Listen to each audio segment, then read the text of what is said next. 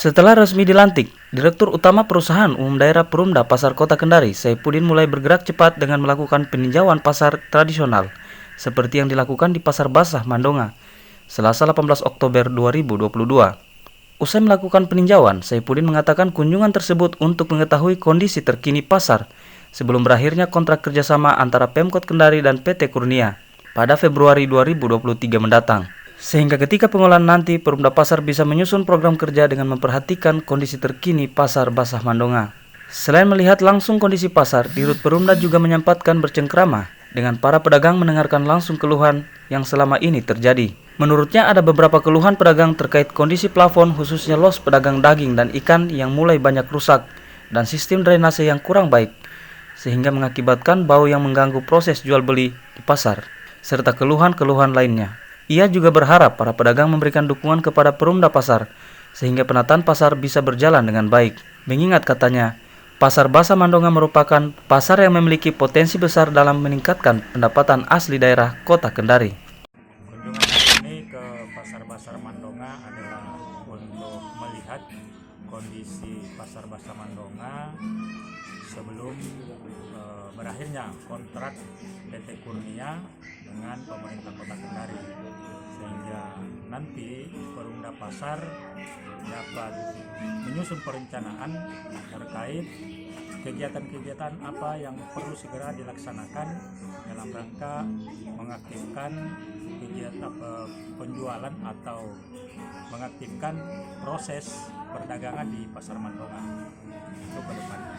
Penyampaian dari beberapa pedagang, kalau dari pihak Perumda Pasar sangat merespon, tapi sesungguhnya Perumda Pasar tidak dapat berbuat banyak tanpa ada dukungan dari teman-teman pedagang sendiri.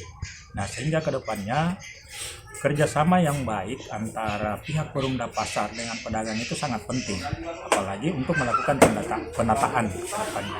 Karena Pasar Basah Mandonga ini merupakan salah satu potensi yang sangat besar bagi pemerintah kota sebagai sumber pendapatan asli daerah untuk kedepannya.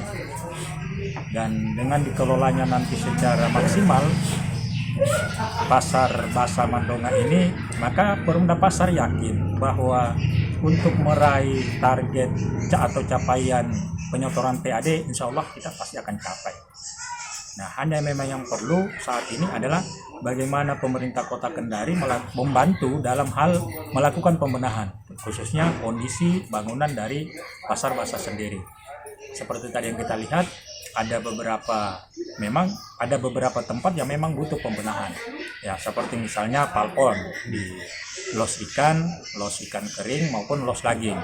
Nah, yang saat ini kondisinya sudah sangat memprihatinkan. Dan itu kalau dibiarkan bisa membahayakan buat pedagang. Mereka tertindih dengan palpon dari los tersebut. Nah, terus yang kedua, kondisi pembuangan air.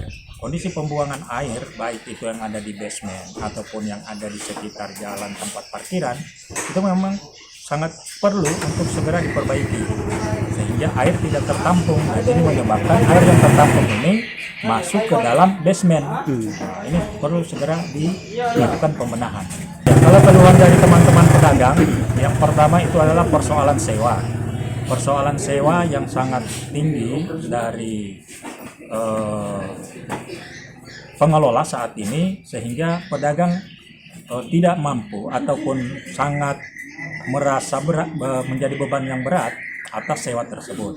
Nah, sehingga ke depan kalau memang ini diserahkan pengelolaannya keseluruhan kepada Perumda Pasar, maka pasti akan memikirkan bagaimana sewa ini tidak seberat ketika pengelola yang saat ini.